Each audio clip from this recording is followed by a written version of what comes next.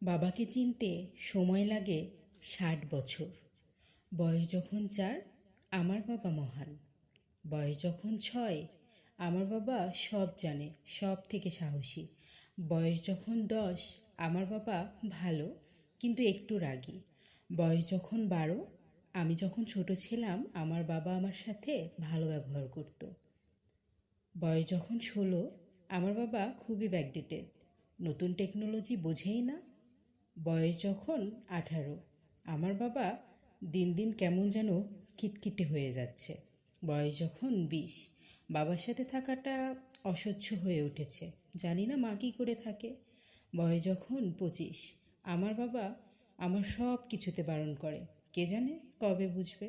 বয়স যখন ৩০ আমার ছোট ছেলেকে সামলানো মুশকিল হয়ে উঠেছে।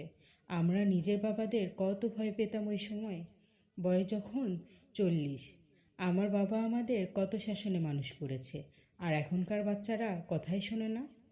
বয়স যখন ৫০ আমি তো আশ্চর্য হই, আমার বাবা কত কষ্ট করে আমাদের মানুষ করেছে। আজকাল তো একটা বাচ্চাকে মানুষ করতে করতেই দম বেরিয়ে যায়। বয়স যখন ৬০ আমার বাবা মহান ছিল, নিজের বেঁচে থাকা অবধি আমাদের খেয়াল রেখেছে। সত্যি তো এটাই যে নিজের বাবাকে বুঝতে ৬০ বছর লেগে যায়।